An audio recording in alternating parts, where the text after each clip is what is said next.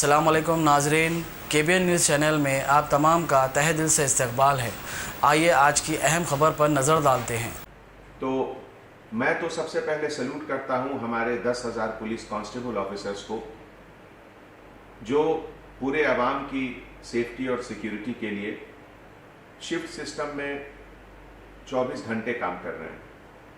Police department का तो काम ही है सेफ्टी और सिक्योरिटी, लेकिन अभी जो सेफ्टी और सिक्योरिटी का एक नया चेहरा जो सामने आया, उसमें हमारे डिपार्टमेंट की तरफ से हर मौके पे, हर वारदात पे, चाहे वो हॉस्पिटल हो, चाहे वो क्वारंटाइन सेंटर हो, या जो पेशेंट है उनके प्राइमरी कांटेक्ट में जो लोग आए, सेकेंडरी कांटेक्ट में जो लोग आए, टर्शियरी कांटेक्ट में जो लोग आए, सबको आइडेंटिफाई करके उनको महफूज रखना, उनको क्वारंटाइन रखना और जहां ज़रूरत पड़े उनको लेकर जाना हॉस्पिटल में चेकअप के लिए। तो इन सब चीज़ों में हम लोग GHMC से मिलकर और हेल्थ डिपार्टमेंट के साथ मिलकर 24 घंटे हम लोग लगे हुए हैं, और हमारी जो आवाम है इसमें हमारे साथ है। सबसे पहले तो मैं उन तमाम बुजुर्गों का शुक्रिया अदा करता हूं, जिनके अपील पर हमारे पूरे हैदराबाद के सभी लोग, चाहे वो किसी भी मज़हब के हों, हिंदू, मुस्लिम, सिख, क्रिश्चियन, किसी भी फेस्टिवल में, किसी भी दिन बाहर आकर प्रेयर नहीं कर रहे हैं, घर में प्रेयर कर रहे हैं। यह बहुत बड़ी बात है।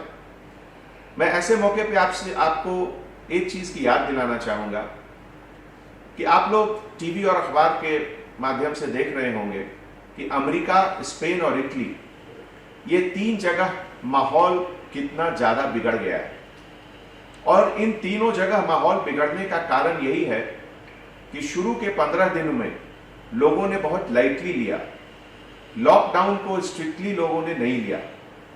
तो 1 से 2, 2 से 4, 4 से 16, 16 से 32, बढ़ते बढ़ते अमेरिका में आज 3 लाख से ज्यादा लोग इससे अफेक्टेड हैं।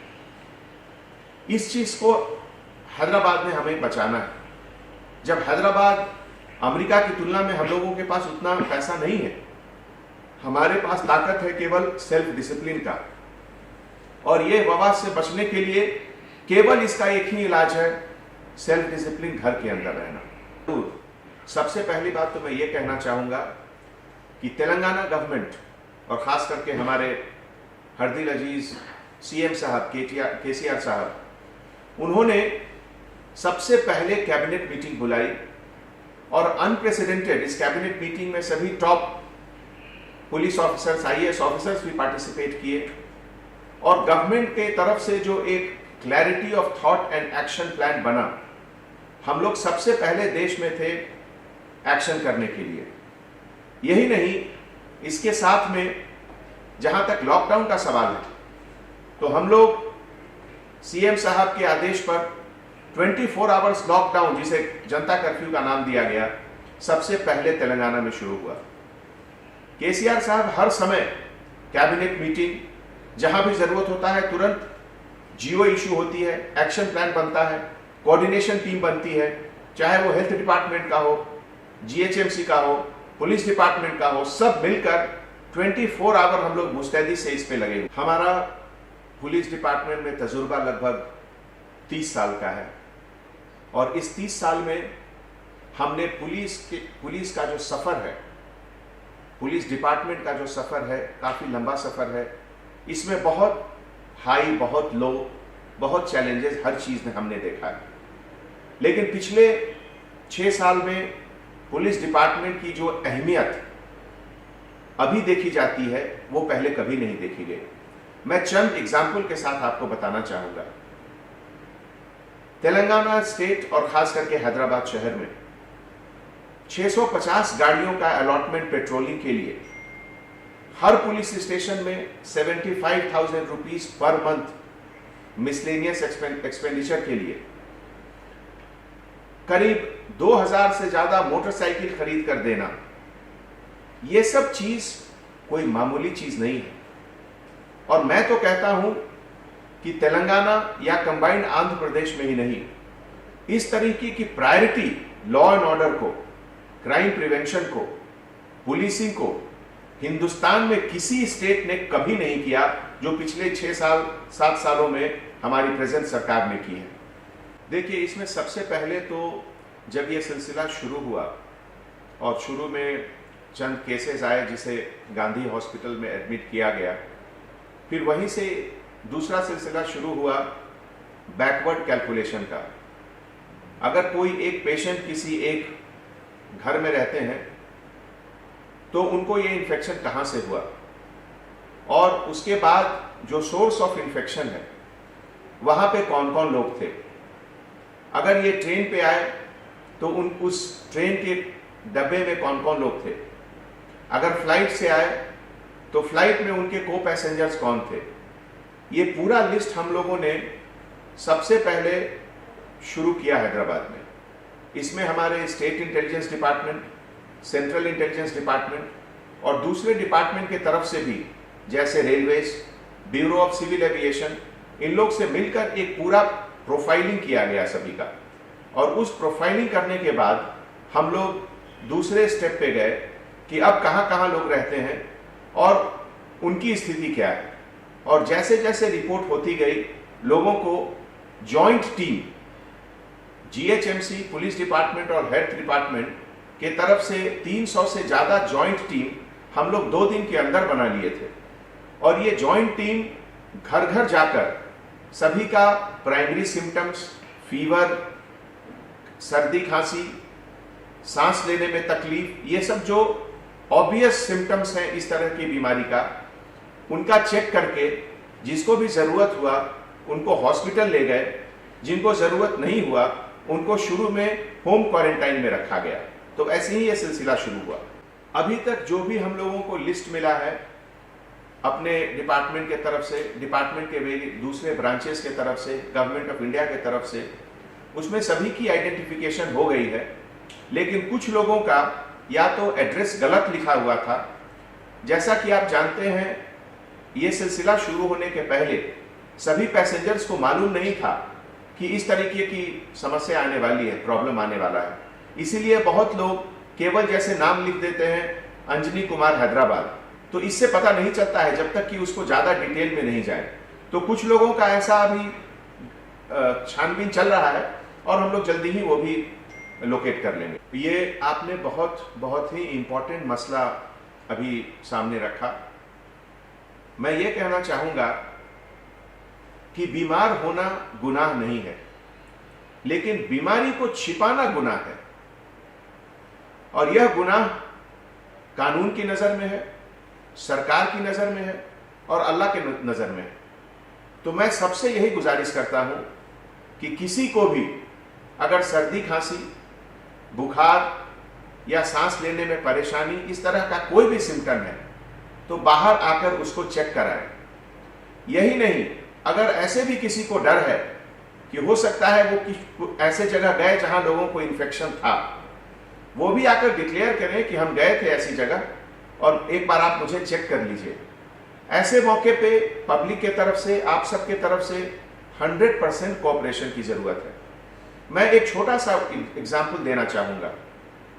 कोरिया में जो मसला हुआ, कोरिया में शुरू में 30 लोगों को सरकार को पता चला कि इनको इन्फेक्शन है और पूरे 30 लोगों को कोरिया ने एक बिल्कुल क्वारंटाइन करके उसको रखा और पहले 5 दिन में उसका एक्सपेंशन नहीं हुआ, दूसरी जगह नहीं फैली है बीमारी। लेकिन जो 31st पेशेंट आया वो एक लेडी थी और उसके बारे में सरकार को खबर नहीं था। और उस बीच वो लेडी एक चर्च में प्रेयर करने गई और एक बार प्रेयर करने से 110 लोगों का इन्फेक्शन हुआ और फिर वहां से 200 टाइम से बीमारी फैल गई पूरे शहर में। तो इस तरह का चीज से हमें बचना चाहिए। मैं आपको एक दूसरा मसला दूंगा जो इटली में हुआ। इटली में जो शुरू में 2-4 लोग इन्फेक्टेड थे, अगर वो अलर्ट रहते, डॉक्टर के पास जाते तो ये बीमारी नहीं फैलती। लेकिन वो लोग इसको लाइटली लिए और एक फुटबॉल मैच हो रहा था और जैसा आप जानते हैं फुटबॉल मैच में 40,000 50,000 लोग अटेंड करते हैं। तो ये लोग जब इन्फेक्टेड लोग फुटबॉल मैच देखने गए, फुटबॉल मैच तो मुश्किल से 90 मिनट का होता है, लेकिन उस 90 मिनट के दौरान कम से कम भी तो 10,000 लोग इन्फेक्ट हो गए। तो इस तरह से ये 2 एग्जाम्पल मैं इसलिए बता रहा हूं कि इससे इसकी सीरियसनेस का सबको पता चलना चाहिए कि ये कितना गंभीर मसला है और इसको हम लोग लाइटली नहीं लें।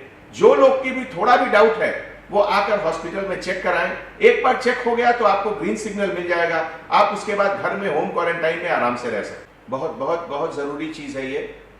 देखिए, इस विषय पर भारत सरकार के तरफ से एक गाइडलाइंस भी आई है, पूरी डिटेल गाइडलाइंस की। अगर किसी इंसान की डेथ होती है कोविड वायरस से तो क्या करना चाहिए।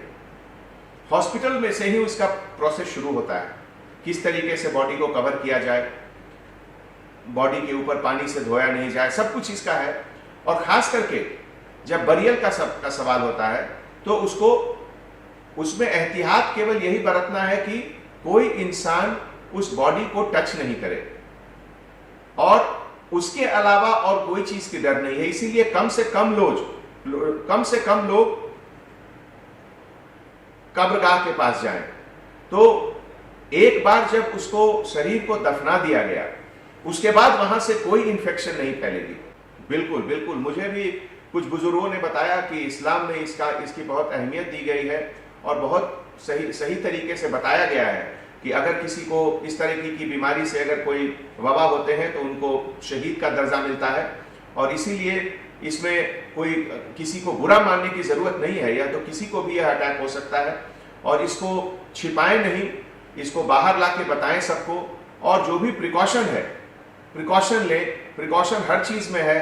प्रिकॉशन शरीर को दफनाने में भी है, जो प्रिकॉशन लेने का है वो प्रिकॉशन ले। और एक बार उसको अगर आप दफना देते हैं तो उसके बाद वहां से कहीं इंफेक्शन नहीं होती है। जैसा आप जानते हैं बाय एयर इसका इंफेक्शन नहीं होता है, ये केवल टच से इंफेक्शन होता है।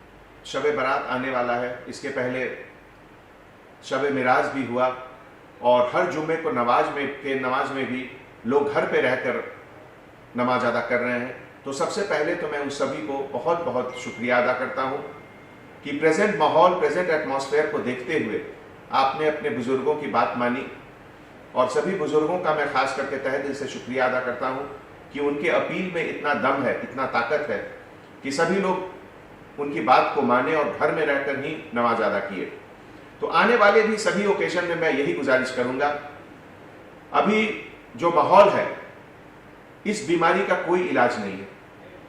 इस बीमारी से अगर बचना है तो केवल यही है कि आप घर के अंदर रहें। इसके पहले मैंने किसी को बताया था कि यह वायरस जो है यह बड़ा घमंडी वायरस है। यह खुद अपने से आपके घर नहीं आएगा, लेकिन आप अगर घर से बाहर जाएंगे और किसी दूसरे इंसान से मिलेंगे तो उससे आपको यह इंफेक्शन होगा और आप फिर भी इसको लेकर अपने घर आएंगे। और एक बार आपके घर ये आ गया तो फिर आपके बच्चों, आपके परिवार, बुजुर्गों सबको परेशान करेगा। इसीलिए बेहतर यही है कि आप घर से न निकले बाहर। जब कोई बिल्कुल इसेंशियल चीज है उसी के लिए बाहर जाएं और उसके बाद आने के पहले, घर घुसने के पहले साबुन और पानी से हाथ को अच्छे से धोएं, मुंह को अच्छे से धोएं, उसके बाद अंदर जाएं। जरूर हम लोग रख रहे हैं और इसीलिए मैं तमाम आवाम से गुजारिश करता हूं कि आप लोग हमारे पुलिस डिपार्टमेंट के जो 10,000 कांस्टेबल्स हैं उन सब के लिए दुआ कीजिए कि उनको अल्लाह ताकत दें, उनको अल्लाह सुरक्षित रखें। अगर वो सेफ रहेंगे तो इस वबा से लड़ने में आपकी और हमारी ताकत बनी रहेगी। ये तो ऐसा मसला है कि जिसका निर्णय भारत सरकार, हमारे स्टेट गवर्नमेंट की तरफ से लिया जाएगा और इसके लिए अभी आने वाले 4-5 दिनों में माहौल कैसा रहता है उसके ऊपर डिपेंड करेगा। और ये डिपेंड करेगा कि हम लोग लॉकडाउन को कितने स्ट्रिक्टली फॉलो कर रहे हैं, घर से बाहर नहीं निकल रहे हैं। इन सब बातों पर ये डिपेंड करेगा आगे का बात। मैं यही कहूंगा कि ये मुश्किल का समय है। इस तरह की मुश्किलें शायद इतिहास के पन्नों में इसका जिक्र नहीं है, इतना बड़ा सिलसिला। अगर आप वर्ल्ड वॉर भी देखिए तो 35 या 40 देश पार्टिसिपेट किए थे उसमें, लेकिन इसमें इस वायरस से लड़ने में आज लगभग 180 देश सामने आ चुके हैं।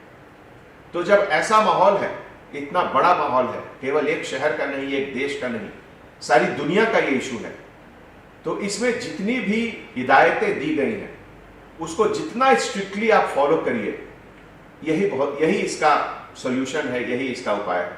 यही मैं आप लोगों से उम्मीद करता हूं, यही मैं आप लोगों से गुजारिश भी करता हूं। A1 टाउनशिप की एक और नई पेशकश। जहांगीर पीर दरगाह से 2 किलोमीटर पहले मल्टीनेशनल कंपनीज के करीब जो कि बिल्कुल बिल्कुल बिल्कुल आबादी से लगा हुआ, बेंगलोर हाईवे से सिर्फ 5.5 किलोमीटर, बीटी रोड से लगा हुआ, तमाम डेवलपमेंट के साथ 5,50,000 में 100 गज का प्लॉट। A1 टाउनशिप में आपका ये छोटा सा इन्वेस्टमेंट आपका और आपके बच्चों का मुस्तकबिल बदल सकता है। आज ही तशरीफ लाएं और A1 टाउनशिप के इस प्रोजेक्ट से फायदा उठाएं। Office at pillar number 235 opposite fisheries department, Rajendra Nagar, Hyderabad. अगर आपने हमारे चैनल को अभी तक सब्सक्राइब नहीं किया है तो यहाँ पर रेड कलर का सब्सक्राइब बटन दिख रहा है, उसे क्लिक करें और हमारे चैनल को सब्सक्राइब कीजिए और साथ ही साथ बेल आइकन को भी क्लिक कीजिए, जिससे आपको ताज़ा अपडेट मिलती रहे।